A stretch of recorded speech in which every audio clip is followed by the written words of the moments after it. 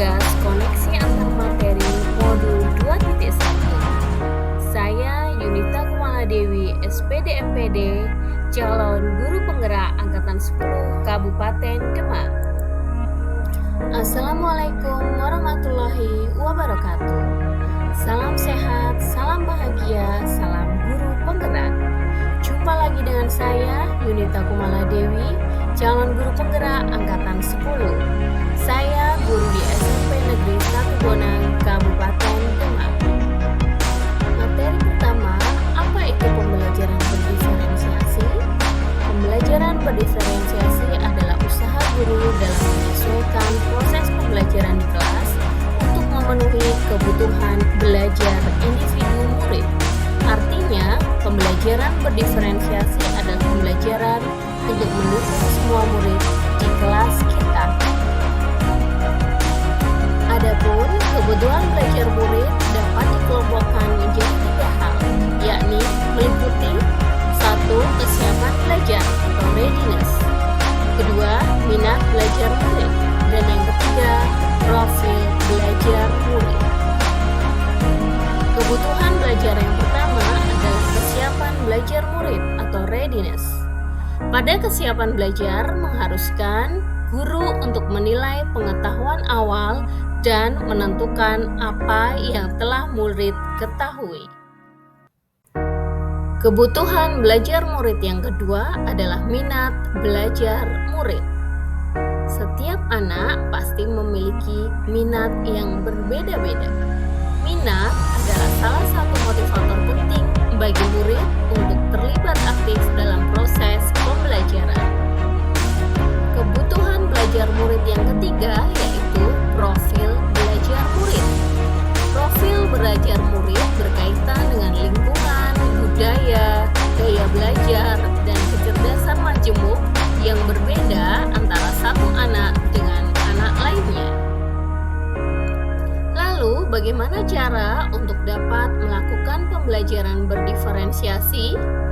Agar dapat melakukan pembelajaran berdiferensiasi, guru harus yang pertama memahami tujuan pembelajaran terlebih dahulu. Yang kedua, mengetahui dan merespon kebutuhan belajar murid. Yang ketiga, menciptakan lingkungan belajar yang mendukung murid untuk belajar. Yang keempat, melakukan manajemen kelas yang efektif. Dan yang kelima, melakukan penilaian berkelanjutan. Untuk mengetahui kebutuhan belajar murid, guru dapat mengidentifikasinya berdasarkan cara-cara berikut ini.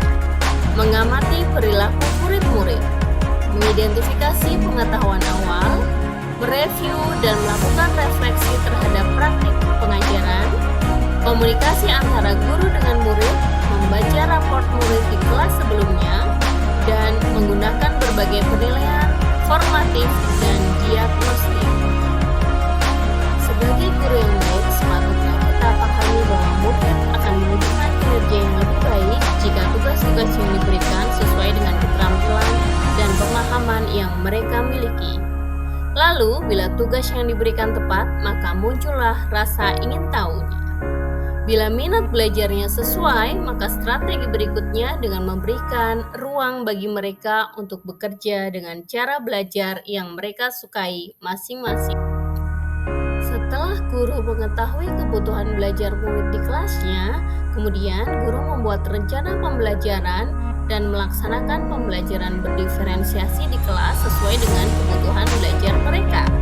Adapun strategi pembelajaran berdiferensiasi yang dapat digunakan guru antara lain diferensiasi konten, diferensiasi proses, dan diferensiasi produk. Guru dapat memilih salah satu atau kombinasi dari ketiganya sesuai dengan kebutuhan belajar murid.